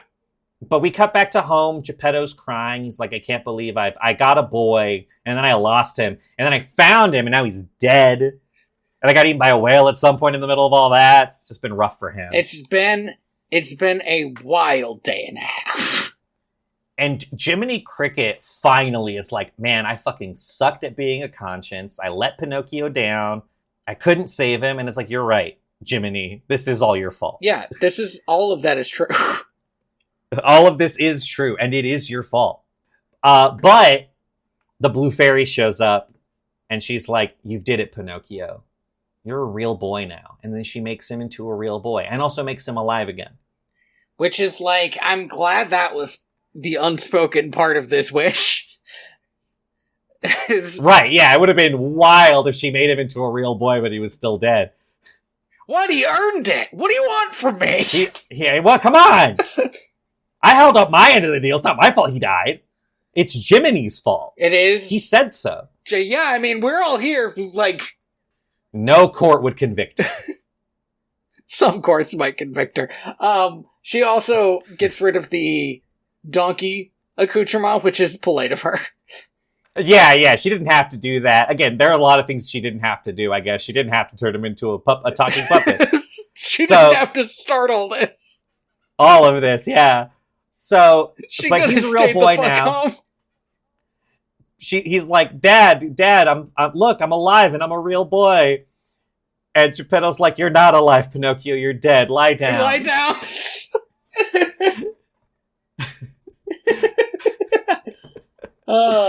Which, rule of threes, that is amazing. An amazing payoff for that bit. Yes. Lie down. It's the funniest thing to say. He realized, Pinocchio's alive. He's a real boy. They turn on all the clocks and they celebrate. And I think Jiminy has a couple of closing words here where he's like, well, I guess it all turned out okay in the end. And then the fucking fairy gives him his dumb little fucking badge, which he did not earn. Absolutely not. He didn't earn that badge. No, he, this fucking guy. And that's the end of the film. That's the end of the film. And I, quite enjoyed it for, most of it. And I was even intrigued in a way that, as a kid, I wouldn't have been. As a kid, I would have just been upset. But as an adult, I was like, are they really turning all these kids into donkeys and making me watch this horrific scene and then just moving on? And the answer is yes. It's I talked about, I think, when we were watching Snow White, how it really felt like Walt Disney and crew didn't know how to make a movie, right? It really feels like they're figuring it out. It's interesting to watch this so soon afterwards and be like, oh, okay, they've solved a lot of the presentation issues, right? That Snow White had, like the intro and the outro, and taking the source material and forcing it into the shape of a movie. I still don't think this movie works as a film. I mean, it might be but that might even just be the source material. The source material, like you were talking about, it isn't a story. Right. It's supposed to be this episodic thing, but I do think that it's a much better showing. And again, it's so fucking wild. Mm-hmm. Every decision that they made is not a choice I think anyone else would have made. I don't know. So it's hard to know how much of this is how much of this is the result of the animators, how much of it is the result of Walt's meddling, how much of it is the result of this movie had 9 writers, or 1, 2, 3, 4, 5, 6, 7 writers. So there were a lot of fingers in this pie. And so I don't think you can attribute any of what doesn't work in this movie to anybody, not even to the source material, because this movie had to be a success. Right. And so there were just a lot of people fucking around with it. And I don't think it works, but like you said, I think as an adult watching it, it's so fascinating as a piece of media. This movie, to me, reminds me a lot of Hunchback of Notre Dame. Which is another movie I really didn't like as a child, and coming back to it as an adult, I'm like, there's a lot of good stuff in this movie. I would even say that Hunchback is a bigger disappointment because in the ways that it's good, it's so good, and in the ways that it's bad, it's so bad. Right, higher highs, lower lows. I definitely would say that Pinocchio is in the same way that The Plague Dogs is art to me. This movie is art. I think that's but fair. But also similarly, I would not show this to a child. Not in a million years. It's so absurd. What a crazed idea. But kids grew up on this and enjoyed it. Some kids. Weirdos. No, for sure. Well, I guess so. This is a conversation that I think me and May have had a lot recently. When is it okay for a kid to start engaging in horror media? And this is one of those hard to answer question. It's very kid dependent. Yeah. But at the same time, I remember reading Goosebumps as a kid. I remember transitioning into scary stories to tell in the dark. But I also remember as a really, really young kid, walking in to a bunch of adults watching it and the TV movie and not being prepared for what I saw. Yes. And not having the emotional capacity to do anything with that imagery. My sister has a very similar story, except she was at the time in the hospital and just turned on the TV and it was on. Wild. And it's like that. I can't think of a worse movie for you as a kid to turn on and just be in the hospital with. I feel like you gotta, as a part of being a nurse for a kid at a hospital is like putting the TV on something that they're gonna... You gotta put some parental guides on the TV. Right. You don't want that to happen for sure. But yeah, Down it's like, how do you... Come on. I think there is a kind of kid who would really get something out of this movie, but I don't know how you would I don't know how you decide that's the kid. Yeah. How do you make that choice? Because you can't show this to a teen. A teen isn't going to resonate with any of this. It's too kid-ish and too weird. You because they would still need to like buy in on the goofy shit, which you can only do, I think, if you are either younger or older. Like, you're either young enough to have not outgrown it, or you're old enough to outgrown the part of yourself that's like, I should outgrow this. Right. Yeah, absolutely. I feel like there are a lot of teenagers who are like, I'm just not gonna watch this. I don't care that it's art. It's a stupid movie. And like, they're not entirely wrong, but like... I went through, and I'm sure you did too, a very, very brief period in my life where I was like, cartoons are for babies. Right. And I only watch live action shit because that shit's for adults. And it's like, I grew out of that pretty quickly. But I remember it very vividly. I remember being in middle school and being like, well, this shit's for babies. Right. But like, and so yeah, you can't be in that mode of thinking. You have to, but you also can't be in that like post irony pill, like sarcasm mode. Like, you have to approach it earnestly for it to work. And yeah, I just don't know if I could, even if I like had the kind of like 8-year-old who I was like, I think they would really enjoy this. I don't know if I could bring myself to do it. Like, what if they don't? What if it fucks them up? I think it's fundamentally a film without an audience. Like, I think that is the main problem of Pinocchio. It reminds me a bit of like old Betty Boops, where they were trying to decide what you could do in animation, and it turned out you can do anything. And you could make a lady so sexy that she will transcend time. Well, a lot of what Betty Boop interacted with was genuinely like horror shit. And that's what it made me think of. That's what kind of makes me think of is the idea that like they were trying something new, and one of the new things was making a very upsetting whale. Like, that's a bad whale. At some point, it'd be fun to create a tier list of the classic Disney movies. I have been pondering the orb on this for a while now, of like just ranking them, right? Not even a tier list, just put them in order. Number 1 to number, 20, right? I think of the movies, let's say before the 80s that we've watched from Disney, I think this might be number 1 for me. Like, really? I mean, I had so many issues with Snow White, where I was like, there are so many of the jokey stuff doesn't work. Yeah. And the serious stuff isn't working, and it's like...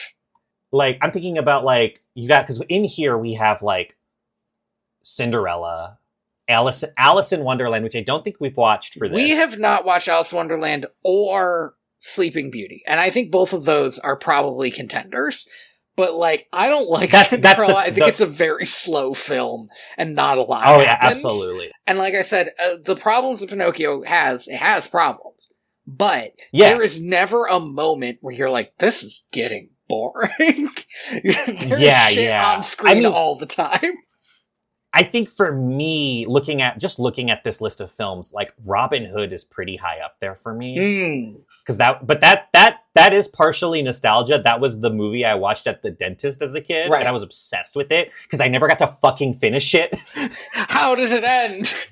How does it end? Or not even that. I think I would come in and it would like be ending, and I'd be like, God damn it. And also 101 Dalmatians is pretty high up there for me. Shit. It's just such a... Oh, shit. I almost forgot about 101 yeah, Dalmatians. dude, that's Never mind. That's my number one. But Pinocchio's still like top 5 for sure. It's top 5. It's top 5. And that's crazy because it's the second one they ever did. And it's like... And this is the other thing. I grew up thinking of it as a movie that I hate. And I think I'll probably always have that feeling, like a sort of anti-nostalgia for it. I definitely have that feeling for Dumbo. God, but I think if we watch Dumbo, Dumbo will turn out to be as bad as we think Dumbo is. No, for sure. It's which is also how I felt about Bambi. I was like, I didn't like Bambi as a kid. I watched it as an adult, and like I do appreciate it again as a piece of art, but I don't like Bambi. Yeah, it's one of the most beautiful landscape paintings I've ever seen, but like I don't necessarily think I want to watch it again. Yeah, this should be in a museum. Just as a quick aside, a while ago, a guy I followed on the internet made was doing like a watch through of all of the Disney films, right? And he was writing about them in like a long form articles. Uh-huh. And he was like, Bambi is my favorite Disney film, and I lost my mind because I can't understand it. I don't like. I understand how somebody could like Bambi. I don't understand how Bambi could be your favorite. Like, I mean, if you just don't care for story, I guess I could kind of get it. If you only watch an animated movie for the beauty of animation, then I think there could be an argument, but like, favorite Disney film is so silly. It is. It feels wrong. It felt wrong to me, but I guess I didn't even say, now that we're here and we're wrapping up. Yeah. This is the summer of the puppet. God. We will be watching 3 more Pinocchio films. Maybe 5, maybe 4 more, depending on how we feel by the end of this. I'm gonna feel bad, I bet.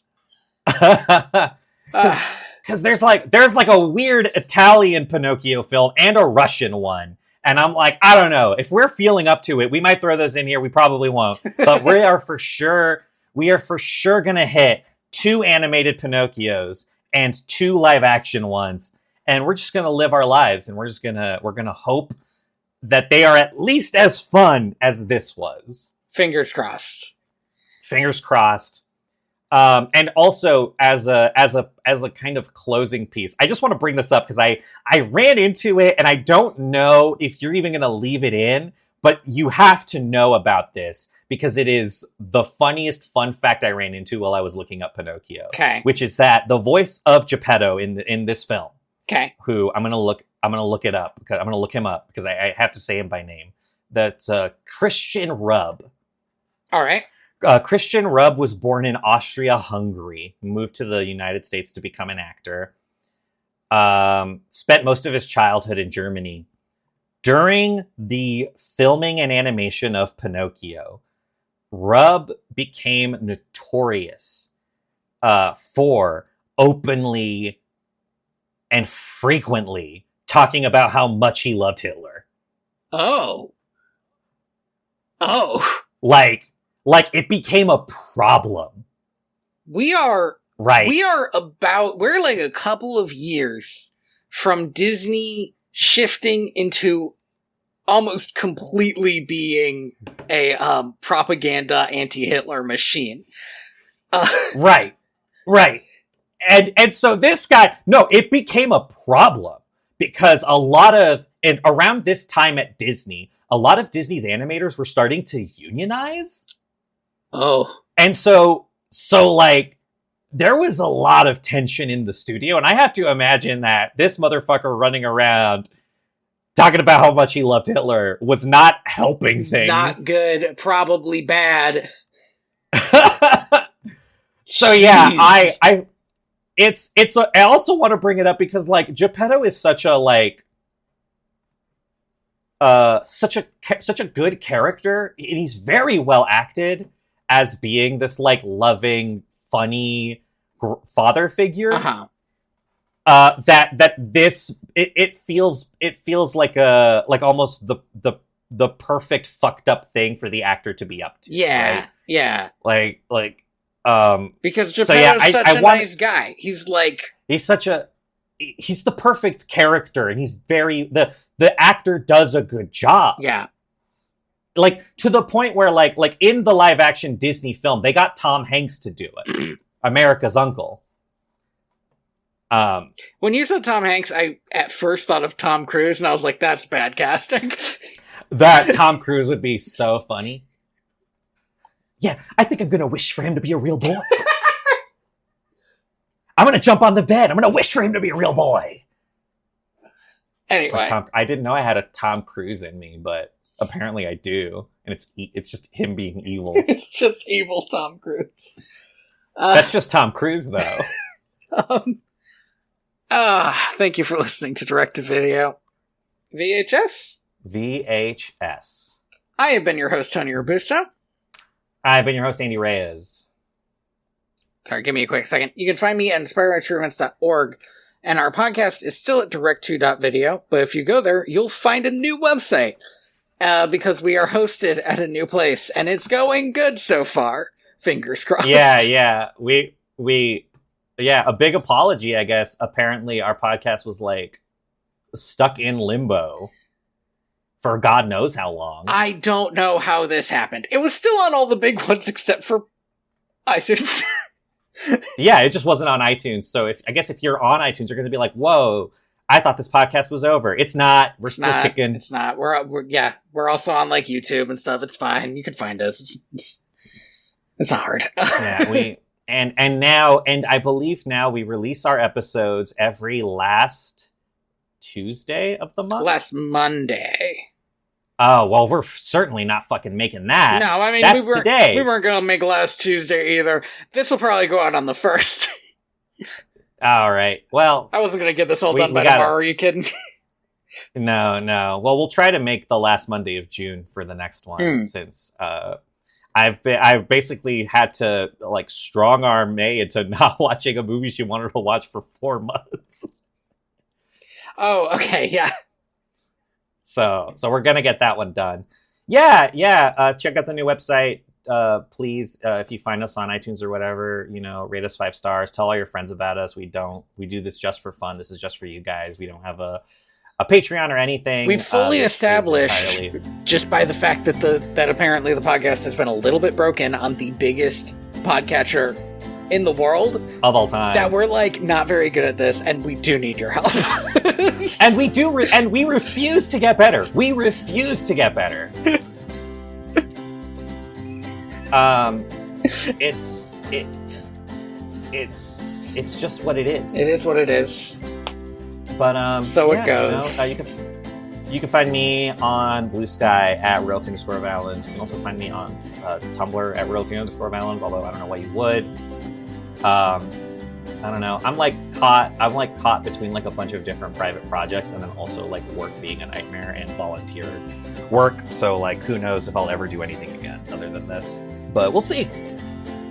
Andy wouldn't do this if I didn't make him do it. Oddly enough, having somebody, it's like going to the gym, right? Having somebody that keeps you on it makes it easier.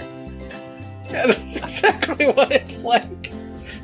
I don't go to the gym because I don't have a gym buddy. Yeah, dog. Like, you kidding me? No, thank you. Nah. And thank you to Scott Buckley for Homeward, which should be playing just about now. I am the ghost of John Smith.